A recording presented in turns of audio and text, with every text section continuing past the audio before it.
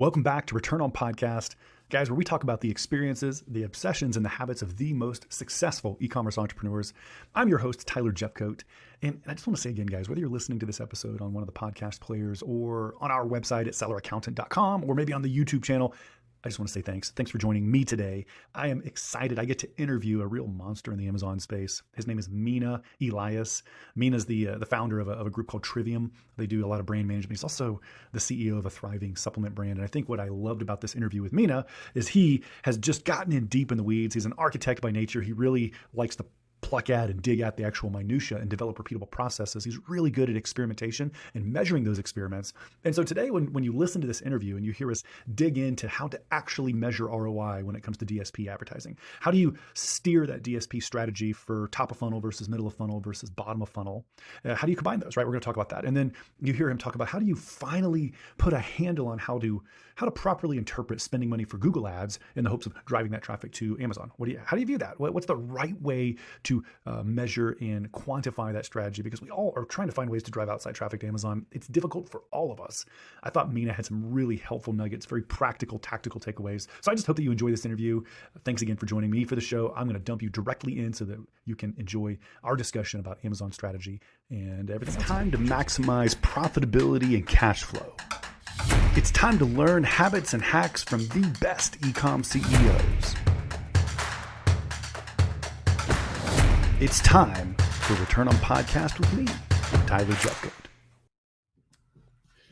All right, today I am pumped. I'm happy to welcome my friend Mina Elias. Mina, you're the Egyptian prescription. Like, if I could come up with a cool name like that for me, I'm like the bald accountant. I mean, I just need work, man. I need some coaching in that regard. But so quick intro. I'll let you introduce yourself. So you're founder of Trivium Group. You sell supplements. You're an Amazon brand owner, and you got a team though at Trivium that's of about 76, managing 140, 150 growing brands. So you have perspective. What I love about you, man, is you have perspective as a brand builder and as a brand manager. So man, thanks for joining ROP today. Thank you for having me, Tyler. Very excited to talk and share a lot of cool stuff. So, well, thanks. Well, so there are some things that are shaking up when it comes to driving performance in an Amazon brand or another e-commerce. We're going to dive way deep into that. We're probably going to get as nerdy as people want to get today, but I want to get a little bit of your story before we go there. So, Mina, like, I got to understand when people come on my show, how we went from JOB to Hawaiian shirts on YouTube with multiple brands and kind of building this empire that you're working on, man. What was that pivot like for you? Yeah. So the funny story is I actually never wanted to be an entrepreneur, and I looked down on entrepreneurs. I don't know why, but I grew up in the Middle East. I'm from Egypt, grew up in Dubai. I knew that I was going to be an engineer, and I was going to be the best engineer in the world. And so I went to America 2011 to get my bachelor's. I graduated the top of my class in chemical engineering. Had the highest GPA, the most honors, all that stuff. Graduated, also got my master's in industrial engineering, graduated top of my class again. And I went into the corporate world where I was, the first thing I was doing was I was in new product development for Medtronic surgical devices. Then I went into like mechanical heating and cooling ceilings. Then I went into project management and construction, which had almost nothing to do with what I was doing. But I kept changing jobs because I kept getting incredibly bored and feeling unmotivated and feeling like I'm almost like a beast, like that was caged. I like anyone who knows me knows like I'm pretty much like a bull in a china shop, like anywhere I go. And so I was always like, shut up, do your job, don't do this. Like, you're an engineer. An engineer is supposed to be like just sits behind a computer or whatever, does their job, doesn't innovate, like this, so I hated that. And after changing jobs so many times, I was in my last one, fourth job in 5 years, a fourth job in 6 years. And I'm like, what am I doing? Like, if I do another engineering job, it's going to be the same outcome. I'm like, you know what? I'm going to start maybe a passion project. And it was all sparked when I was on vacation in Egypt and my dad was having a conversation with me. He's asking me about why I'm taking so many supplements and why I'm buying so many supplements. I said, listen, I buy different supplements and I supercharge them. So I'll buy like a protein, I'll add glutamine, I'll add amino acids, I'll add this, I'll add that.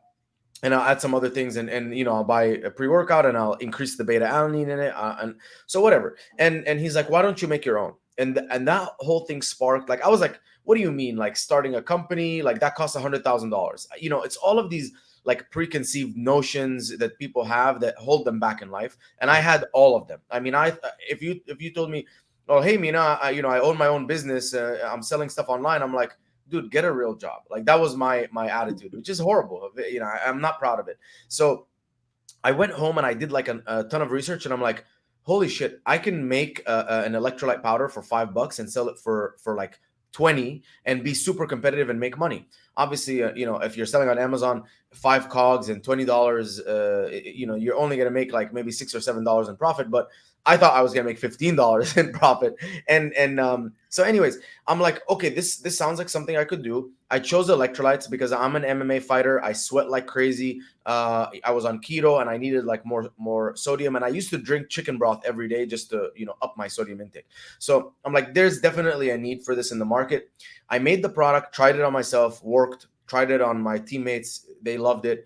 I incorporated it. And then how I got into Amazon was basically I was rejected by every single supplement store, every single gym that I tried to give my products to. They'd all say, yeah, leave a couple and we'll let you know if it moves. And obviously it was like this golden bag that I bought from Amazon with a sticker on it. Wasn't that attractive. And so it was attractive in my eyes, the eyes of like a fresh entrepreneur. And I didn't know anything about e-commerce or selling or how to even collect money from people besides cash. This person who was a friend, he had an MMA event, and he was like the head of marketing. He's like, I want to support you. You're my friend. I'll get you a sponsor booth for free. And I was there at the booth with 40 different bags that I had made at home. I made them at home, mixed the product, poured them in, sealed them with an iron, like a clothing iron, and like I think 25 units out of the 40 sold that day. And everyone asked me, where can I buy this? And I didn't know what to say because my website didn't even have a buy button, because I didn't even know how am I going to ship it to people. I don't even know how this is going to work. My friend's like, it's going to be on Amazon soon. This is just the soft launch. And I'm like, I went home and I'm like, holy shit, I got to figure out how to get on Amazon soon. And so I went home and I basically obsessed about how to get on Amazon. I called Amazon 20 times until they connected me to Seller Central, and Seller Central was like, okay, I'm going to send you an email to set up your account. I set up my account. Then I binge watched YouTube videos, and eventually I figured out, okay, I'm going to send product to Amazon. I need to do PPC. I need to get reviews. And I just, whatever. I tested everything and I failed forward. So I would fail, learn, and very aggressively through like full immersion and obsession, I started selling, and it started working. And 6 months later, I was fired from my job, and I was making like 20K in revenue, 4K a month in profits, and I'm like, I think I could make this work. Like, I mean, what's the worst that's going to happen? I'm going to lose all my money and I'm going to end up in an engineering job, back where I started. And I already hate this life. So let me at least try a different life. And I packed my stuff, went to Egypt, put my stuff in a car, went to Egypt, and I spent 4 months saving money and investing everything in the business. 2019, I moved to LA. I was making 10K a month in profit by then. I was doing a little bit of consulting on the side because I understood, I figured everything out the hard way, right? I wasn't a guru. I was like I'm gonna go first. I'm gonna get scratched by everything, and I'll come back and I'll tell you how to walk that path. Like that was pretty much me. I didn't care about getting hurt. Obviously I'm an MMA fighter. I don't care about getting punched in the face. Don't care about anything. So I figured things out, started helping people, and in January of 2020, I'm like, okay, let me just get on podcasts to share my experience. I had nothing to sell, I'm just gonna share my experience. So I got on one podcast a week for the next year, sharing, like I did this, and you guys will see this. We're gonna talk about some stuff today, and you'll see how tactical I get, and I share everything that I know, and people loved it. So much, an aggregator hit me up towards the end of the year, and they're like, we want you to train our team. And they made me basically prove that I'm good enough by running one of their brands before I trained their team. And after 4 months, I beat their 6 other agencies they hired, big agencies. I knew who they were, and I was surprised. I was like, damn, you guys had 6 other agencies, and they had like 30 or 40 brands. I'm like, okay, that's impressive. And I'm like, so I beat these agencies. I have a big brand. I like what I do. I really like PPC. I think I'm gonna start an agency, because there's other people who, don't know what I know, and are doing a horrible job and just taking people's money. And so that's how Trivium was born. And in 2 years we grew from one employee to 77, now 78, and about 143 or 144 brands under management. And I mean, I haven't been any happier, like, ever. I'm constantly solving problems. I love the team I work with. I love, helping brands, because you get these messages like, wow, you changed my life. And I know beyond a shadow of a doubt, like, even if you're a small brand and you work with us for a few months and then you're like, okay, I can't afford this anymore, and leave, I know that, we did better than anyone else is going to do for you. We set up the ads better than anyone else. We taught you, we give you resources, all this stuff. Like, you're definitely, you come in here, you come to Trivium, and you leave, a better person, or better brand, whatever. And so, that's just my story. That's where I am now. And the future, who knows, right? Yeah, no, that's so good, man. I love it. So, by the way, quick MMA story. By the way, this is not a podcast about MMA, okay? But I was a decent high school wrestler. Mina, I was decent. Wow. Competed in the state tournament a couple times and didn't win. And was a almost scholarship football player that decided to take the academic scholarship instead. And so my knees are intact, I guess. Grateful for that. But when I was in college, I found a group of guys that were training for MMA with this like washed out firefighter who smoked like 3 packs a day. It was this hilarious experience. And this guy had actually taken Evander Holyfield to a draw in the mid 80s. Like, this guy was a legit professional fighter, boxer that also had pivoted into MMA stuff. And here's what I learned. This dude was out of shape, handlebar mustache, in his 50s. I had no prayer ever, Mina, of hitting him. None. Got to spar with this guy a couple times, and he was an animal of a very different variety than I was. And so anyway, we had a great time. It was like I'd go every third day, because he worked every third day at the firehouse, and we would go, and boys and I would go there and just beat on each other for an hour or two. And then the best part being, it was at the end of it, he would sit us down. And this guy, if you can imagine the deep end of the redneck pool, I'm talking about all kinds of South Georgia accent. He talks about ponds, not lakes, right? He doesn't talk about beaches. He talks about catfish, like that kind of thing. And he would sit us down and give us a philosophy lesson. He's like, boys, you're going to get hit sometimes in life. All of a sudden, we're trying to apply MMA to life. And it's just the most hilarious college student experience. So anyway, man, I respect it, man. That's pretty big, honestly. Do you still do that? Do you still dabble in the? Yeah. I still train. Monday, Wednesday, Friday, and sometimes on Tuesday. Okay, great. Guys, listen. If you're at a Amazon conference, and first 2 lessons there. One, don't mess with Mina. Second lesson is, if you get in trouble and Mina's close by, draw him in. Just call me over. That's right. Love it, dude. Okay, so hey, listen. Let's talk about Amazon for a minute. So, let me start with a broad question, let you take it where you want to, and then maybe we can kind of get a little bit more tactical with DSPs and some of these other things. But listen, man, I'm not pouring cold water on this podcast at all. But I've had a lot more sad Amazon brand owners in the last 6 months as a CFO than I have had happy ones. Some of them have been happy, but most of them have been wow, things are harder right now. Big picture speaking, what are you seeing evolve in the Amazon landscape, and what are you seeing the successful guys be able to do that the rest of the population is struggling to do? Yeah, I honestly think the sadness mainly comes from an unreasonable expectation because of how Amazon used to be. And it used to be, you're a one-man show, you have a VA, you come on Amazon, and you get a product, and you get some reviews, and you do some ads, and you're making money. And then Amazon became like everything else in the world, right? And it was fair competition, and you can no longer do that. Now, the D2C folks, they understand that. They understood that they're going to do product research, but they needed to build landing pages, and they needed to do conversion rate optimization, and they needed to master different traffic sources like Facebook and Google and maybe YouTube or whatever. And so, and they had to figure out all their own logistics because there was no FBA. And so, it's kind of like the soft person that's used to everything is nice and comfortable, goes somewhere and the bed is hard and the seats are hard and whatever, and the food is not that good, and they're like, oh man, this sucks. Versus the guy that comes from like fighting lions in the wilderness, and he's like, oh, you have a bed, you have a chair, like this is beautiful. And so I think it's really all about perspective. Amazon's just becoming more sophisticated and a more competitive field. Like anything else, it got a lot of traction when COVID hit. I noticed, I was talking to many brands before COVID hit. Everyone did not want to touch Amazon with a 10-foot pole because they are like, it's going to cannibalize our D2C sales, whatever.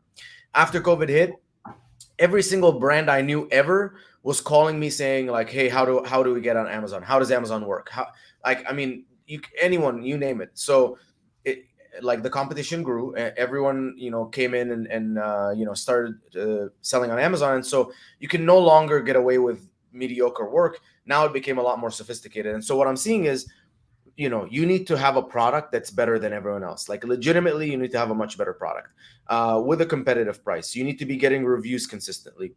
Your creatives, your labeling, your packaging, your main image needs to be, it needs to be pop. It needs to differentiate. So people, when they type in the search, they see the different products. They're like, okay, based on main image, price, and reviews, which one do I want to click on? And if you're somewhere in like the thousands of reviews, like probably everyone kind of the same. And so, okay, let's look at price and main image. What's attractive to me? What's more gravity, getting me to like gravitate towards it. So that's the first thing. Second thing is, now you go into the listing. Again, it no longer is like whatever. It's like your images have to sell your product very well. You have to have videos on there. Not to mention title, bullet points, SEO optimization. You want to take advantage of everything Amazon gives you. Virtual bundles. You want to take advantage of the brand story A+. You want to take advantage of premium A+ content. Which everyone should have. Like, if anyone's like, I don't have premium A+ content, I'm like, probably the only reason you don't have it is because you're lazy. Because it's not hard to get. You just need the brand story on every single SKU, and you need to submit 15 different A+ content modules, and that's it.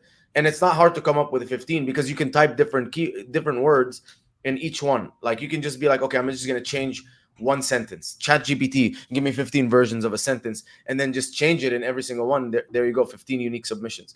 So going down to questions, answer like all the frequent asks. So there's all of these things that, and you have to get more and more sophisticated and take advantage of it more. And then you have to start looking at Amazon as traffic and conversion. So traffic, where's my traffic coming from? You have PPC, obviously. You have your organic ranking. So you're constantly working on, how do I get more visibility? You're not like, okay, let's just run PPC. You're more like, let's look at the search query performance report. Let's, utilize a software like Data Dive.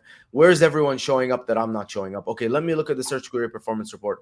Where do I convert well, and what's my impression share? And can I take some actions to increase my impression share? Like, launching campaigns, with high bids and single keyword high bids and high budgets, so I can drive, more traffic through that keyword, and then notice if my impression share goes up, my conversion share goes up, and if it makes sense financially based on how much I'm spending. And so that level of sophistication of tracking your traffic.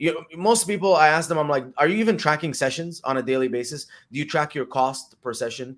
No. What are you looking at? PPC spend, ACOS, TACOS? I'm like, that's not. If you talk to any D2C person, they're tracking their ad spend, they're tracking their sessions, they're tracking the source of each session, like click-through rate and conversion rate from each session. They're tracking their conversion rate optimization. They always have multiple landing pages, with different elements being tested for conversion rate optimization. So it's like they're doing all of these things, and we're like now complaining that we have to be like everyone else in the world. And so that's kind of my thoughts on it.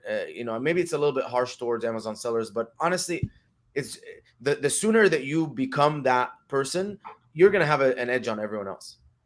Well, and I think what I'm hearing you say, Mina, and it completely makes sense. I was interviewing a guest in a recent episode on inventory, and his comment was so resonant. He's a 7-figure CEO of a brand who's figured out how to pull 6 figures of cash out of his supply chain in the last 2 months. And I was like, how'd you do it? You're the smartest guy out there. And he's like, no. He's like, inventory management is not really a matter of superior intellect. It's a matter of superior attention. You got to be paying attention to the right things on a real-time basis. And I kind of feel like that's what I'm hearing you say here, Mina. Like when the sun shineth and things are easy, there's a lot of bull market, tailwinds. You make money because you show up. Yeah. And then you can probably use hacks to grow. And I heard you on a recent, I'll give a quick shout out. I was watching a couple of Mina's recent YouTube videos. And first of all, excellent production. If you guys are looking for some YouTube content related to Amazon, check out Mina and his channel. We'll make sure the link's in the show notes. But like you made the comment, you were like, listen, the reason I don't worry about what tactics I might give away from my agency, the reason I'm not worried about showing you how we do things is that I'm going to out execute you. At this point in time, it's brands that can execute obsessively and consistently that are going to win. And so I feel like that's what I'm hearing you saying is, again, it's almost like what Josh said 2 weeks ago. This is not about superior intellect or even the latest, greatest hack. It's about, can I keep my finger on the pulse of the right things and be great at executing, obsessive or executing? Yeah. I mean, is that kind of what you're thinking there, man? Exactly. It's I mean, the information out there is abundant now, so there's no, if you go, you have my channel, you have my Amazon guy, you have like Elizabeth Green, you have tons of, I mean, in your podcast, you have tons of people giving out, all kinds of information. But who's taking action? And who's taking action like in the following manner? You're like, okay, I'm gonna find a new idea, I'm gonna test it, I'm gonna, test the hypothesis, validate it, build a system around it, and then have it executed continuously. And then you put one block on top of another, on top of another, on top of another, and now you have a very intricate, like high performance system that's running, that's helping you scale on Amazon. Like when I look at MMA Nutrition, my supplement brand, it's probably half or maybe quarter the size that it could be, just because I'm not giving it the attention that it deserves. I'm not in there obsessively finding new things, testing new things, setting up a new system. I'm like, okay, you're gonna do this every single day. You're gonna do this every single day. You're gonna do this every single week. I like MMA because I'm constantly testing new things on it, and I'm testing, and I'm like taking that and rolling it out to all the brands that we do. And not to say like MMA Nutrition is small or bad or anything.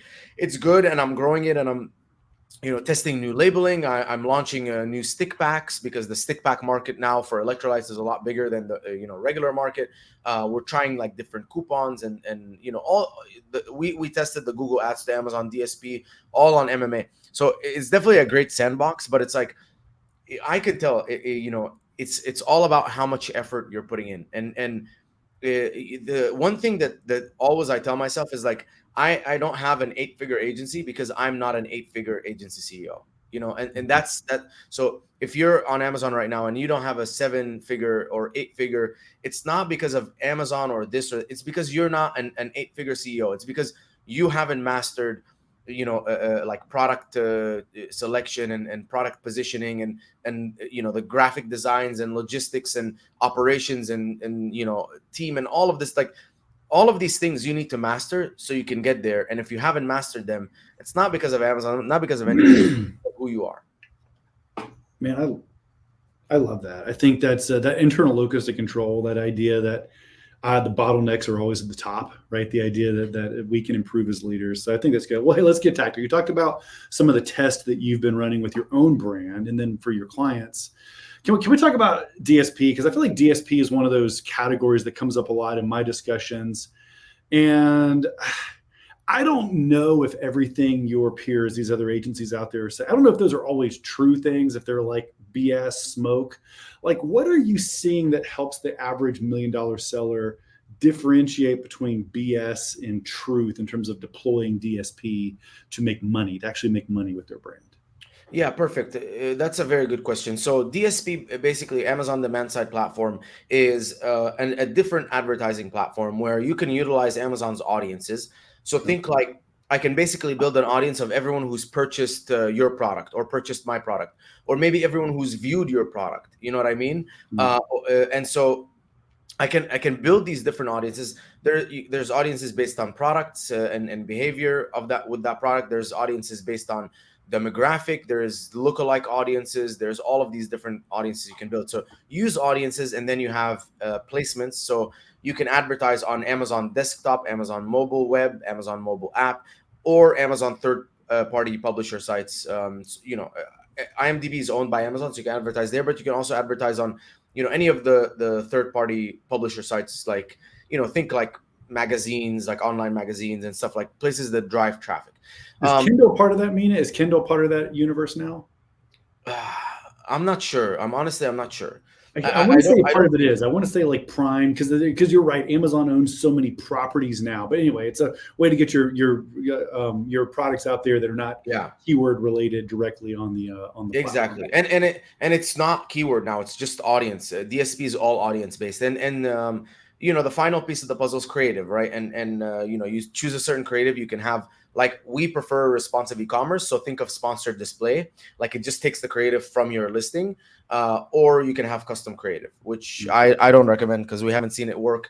Well, you can try, like, if it's Father's Day's coming up, so you want to do like a Father's Day creative, maybe, but you need to do a lot of different sizes and all this stuff, and we haven't seen it work well. So the first misconception that people have because of agencies is, like, you need a minimum ad spend. You need a 10,000 minimum ad spend, 30,000 minimum you don't need any minimum ad spend. You can spend $5, and agencies bullshit, and they're like, yeah, minimum ad spend is 30K. That's DSP's rules. It's not. Amazon, if you have Amazon do your DSP, which I highly recommend no one ever use Amazon service for anything. I mean, go ahead and try it and waste your money, and then you come to us. But anything Amazon does is very poor. I mean, if you guys have seen the suggestions, they email me suggestions like, you should add this keyword to your campaign, and I'm like, we already have this keyword in the campaign. What are you talking about? You know what I mean? So it's just horrible suggestions. But they're the only ones that recommend a minimum. Any agency, the only minimum is basically spend something that makes sense, for your investment in terms of management fee. So, like, if I'm going to charge you $2,000, if you spend $1,000 and you have a great return on ad spend, let's say 4x, 5x, let's say you make $4,000 to $5,000, you're basically spending $1,000, paying me $2,000, so you can make only $4,000 to $5,000. Doesn't make sense. But if you pay me $2,000 and you spend, let's say, $5,000 and you make $20,000, now you spend $7,000 and make $20,000. Okay, you're in the green.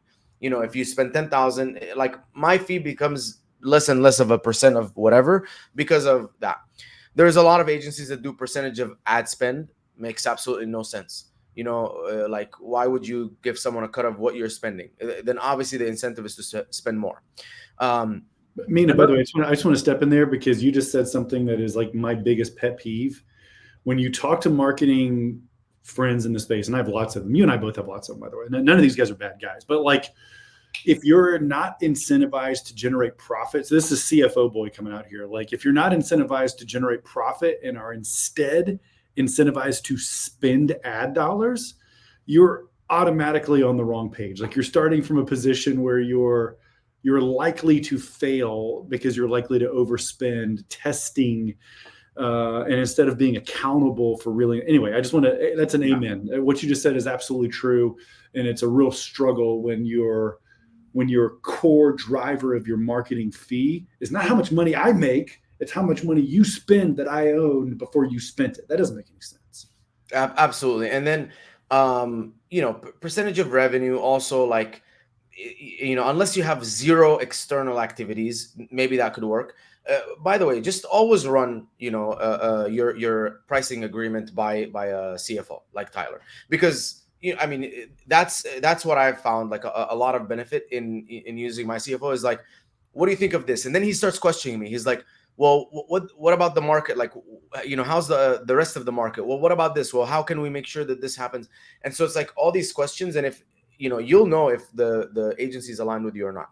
The other thing that you have to worry about is the ROAS on DSP. So I have the ability to spend $1,000 on DSP and show a really good ROAS, right? And then you look at your total sales and they are unchanged. Your total sales have not changed. The reason is that DSP, if they just show your ad to someone, they can take the credit. And I can say, give me the credit for any purchase that's been made for the last 60 days. If my ad shows up once, if you load a page and my ad's on the side, give me the credit for the sale. You know what I mean? Even though it probably was the PPC or the organic or whatever it is, you're taking credit for the sale. So sometimes you can be like, oh, wow, we spent $2,000 and we made $12,000 in revenue. But then you go look at your total sales and your total sales are up by $500. And so which takes me to my next point. The analytics, the way the analytics should be done for DSP is this. You have your PPC spend weekly or whatever. You have your total sales weekly, and then you add DSP spend. So now you have your DSP spend was 0. Now your DSP spend is something, and then you're like, okay, after a month, I spent $5,000 on DSP. My PPC was the same or whatever. What is my net increase in revenue? And that's going to be probably your actual sales attributed to DSP. So if I spend 5,000 and my net increase is 7,000, that's what it is. You have like a 1.5x ROAS on your DSP. Yeah, I just want to say I think that's really good. I mean, and so just remember, guys, if you're managing a brand that's grown rapidly, because I think you'd probably agree with this, Mina, but the most accurate financial data tends to be year over year. Like I would love to compare August with last August, but if my brand has doubled in the last year, that can be a little bit tricky. But that's no excuse. Finding a way to control for the seasonality and for whatever your variable is. You used the word hypothesis earlier. We're going to test a hypothesis, and we're never going to know other than just like, oh man, I really hope that works. We're never going to know whether it was a good bet unless we carefully measure the actual delta, the actual difference, the change, the improvement in sales. And then I would encourage you probably take it a step further and be like, okay, what's the delta change, improvement in our contribution margin, the actual profitability? And I think I saw this also in one of your videos. Again, shout out YouTube channel here. But you're talking about how you might be in a phase where you're investing in a product and you're intentional. You're on purpose saying, I'm going to accept a slightly lower profit margin while I get additional traction, and then I'm going to pivot to more of a profit phase. But anyway, I just wanted to add to that. Yes, guys, I hope you grab that, what Mina said there. It's important to isolate your variable and then actually listen to what the data is telling you instead of ignoring it. Sorry, man, continue. Yeah. You're talking about The chemistry or scientific name for that is a controlled experiment, where basically all the variables are the same and you only change one and you look at the outcome to evaluate what was the impact of that change. So if you change just one thing, which is you went from spending 0 on DSP to spending 2,000, what was the impact on your total revenue? And everything else in between can be inaccurate. Your ACOS, your PPC sales, all of that stuff, you can't confirm that it's 100% accurate, but that your total revenue, that's accurate, because that's how much money you're making at the end of the day. Now the next step is how do we build the DSP funnel? And I'll talk about my personal favorite way of building DSP funnel. So at the bottom of the funnel, which is and this is for consumable products, is a loyalty, which is basically I'm going to target everyone who's purchased from me in the last year, but has not repurchased in, let's say, the last 60 days, and has not purchased from my competitors in the last 60 days. So this is a person who bought an electrolyte powder in the last year from me, but he hasn't bought it again in the last 60 days and hasn't bought from any of my competitors the last 60 days. So he must have run out and he's ready to buy another electrolyte powder. Maybe just didn't get around to it. So that's a loyalty. Hey man, you remember you bought my product, buy it again. Above that, which applies to all brands, is cross-selling. So someone who's purchased my product in the last year, but hasn't purchased a complementary product on my catalog. So maybe they purchased the electrolyte, but they haven't purchased the electrolyte, whatever packets, or hasn't purchased like glutamine or something, or a keto product. I'm going to start advertising to those people. And also, they have not purchased that complementary product from any of my competitors, my complementary products competitors. So again, I'm always looking for a fresh audience, not someone who's purchased. Because if I show you an ad for an electrolyte product, you just bought one a week ago, you're not going to buy again. Then I move a little bit above the funnel, which is retargeting. So now retargeting is everyone who's viewed my product in the last 30 days or 60 days, but hasn't purchased from me or my competitors in the last, let's say, 60 days. So again, these are all people, they haven't purchased, they're prime, they viewed me. And so, hey, let's get them in. Let's retarget them. And retargeting is usually what gets most of the credit.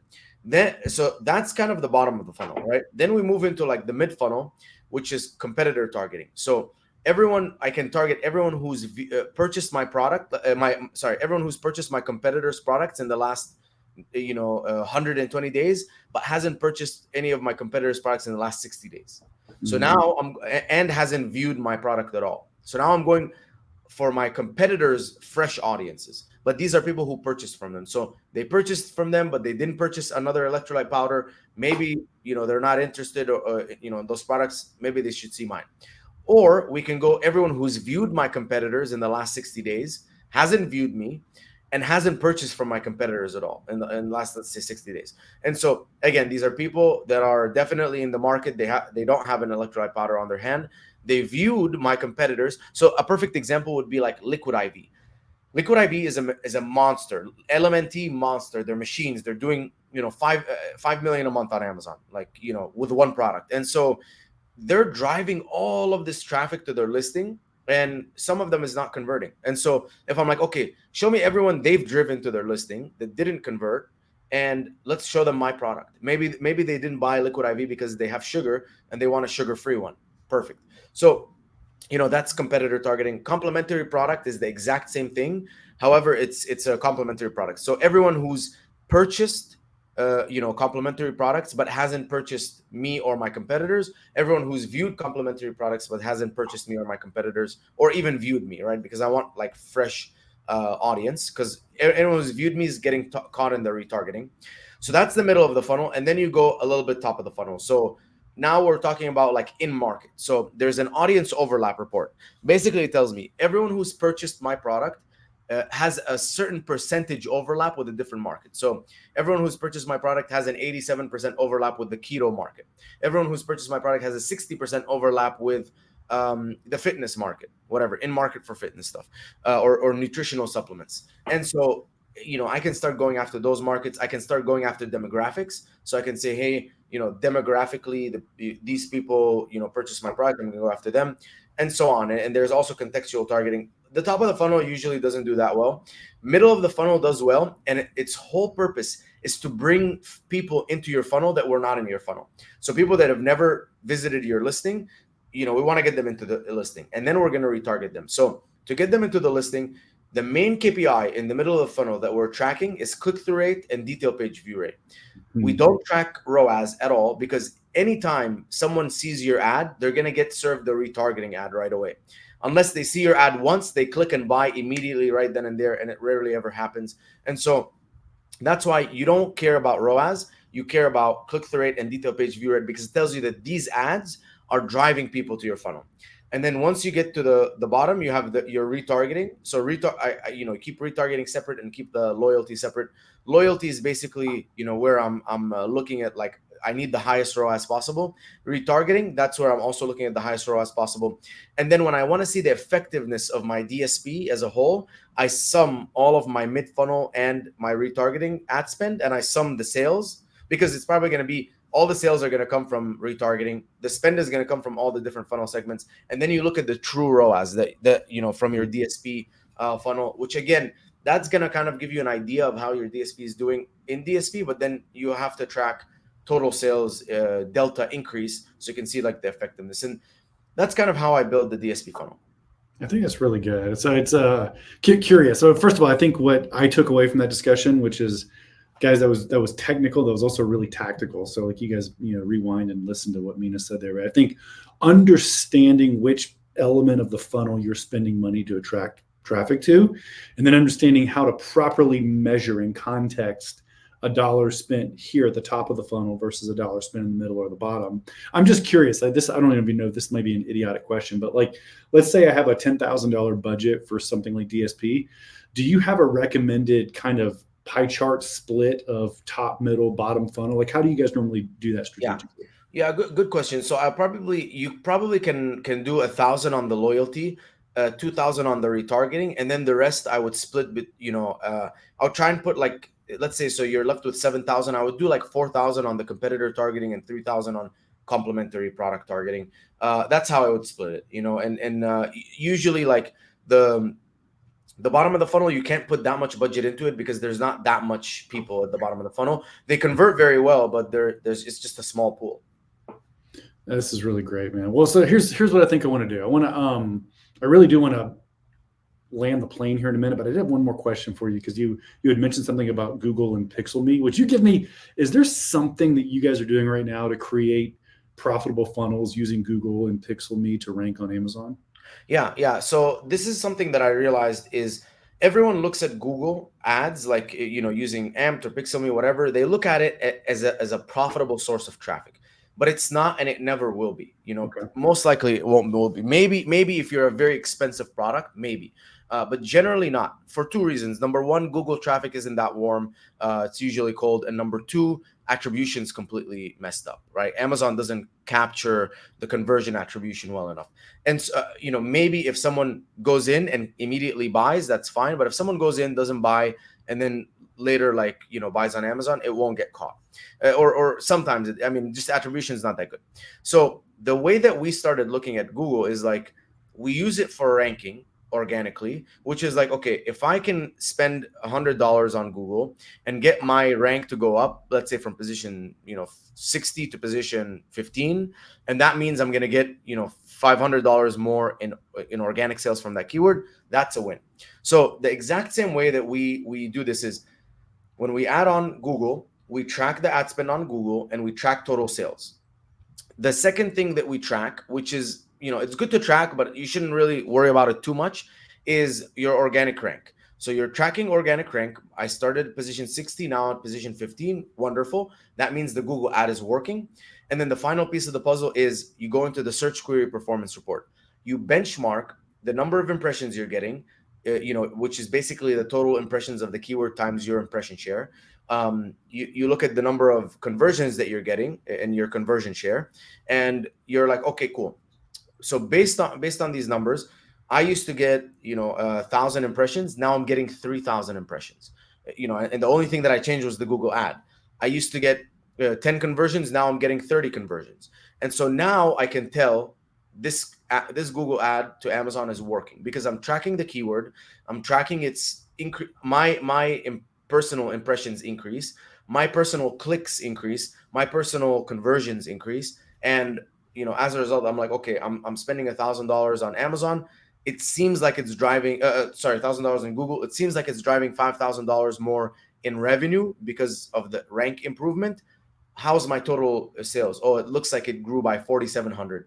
So the hypothesis is true. This is working. And so the reason that I like to use Pixelme is because I like the way that they do the keyword selection, but also the way that they feed the data back and forth between Amazon, so that if it sees a good click-through rate on a certain keyword, it's like, okay, let's optimize and spend more money there, as opposed to just being one directional and you having to optimize yourself.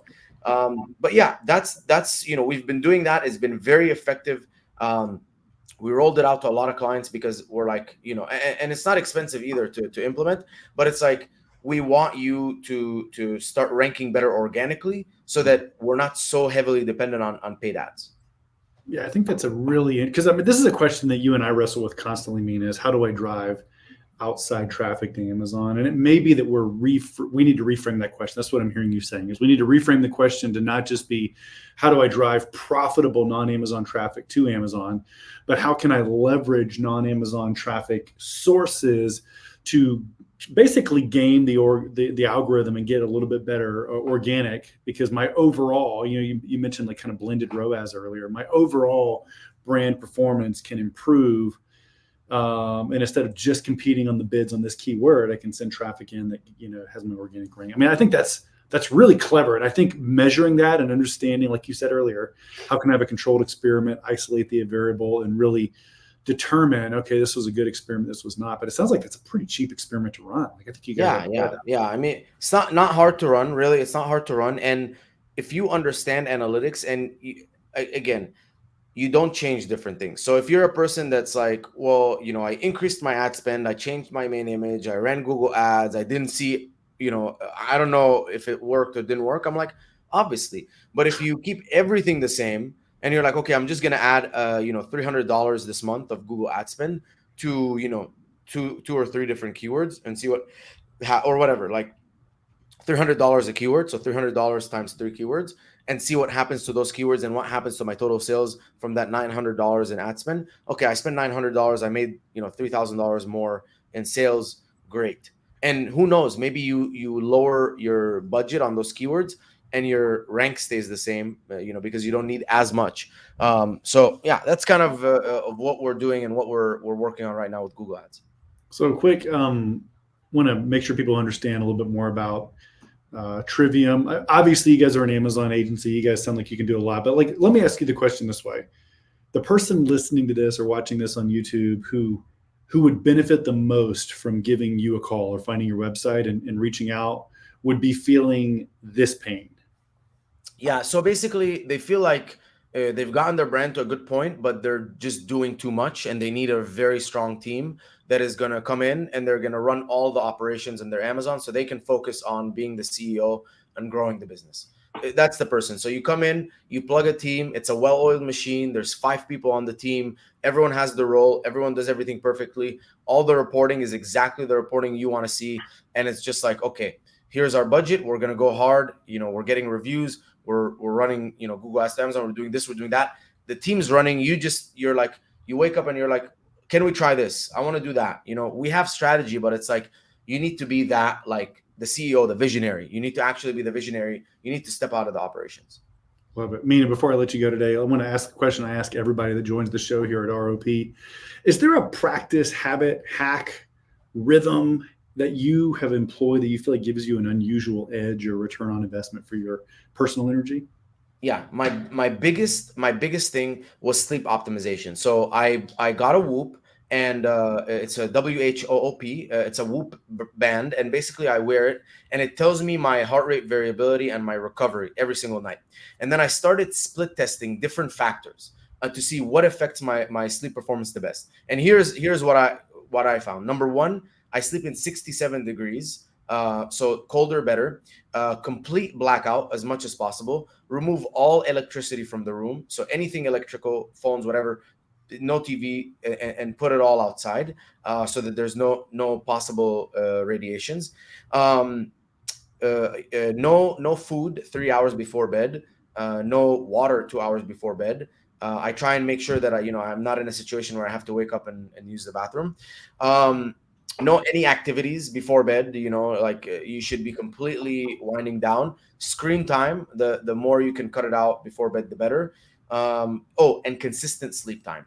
So I sleep at the same time every single day, and I'm noticing my recovery. And by the way, like, good sleep, you have more energy. You're gonna recover better. You're probably gonna build more muscle, lose more fat. Your human growth hormone increases, testosterone increases. So I mean, the benefits are insane, and to me, that's kind of been one of the biggest, most impactful things I've ever done.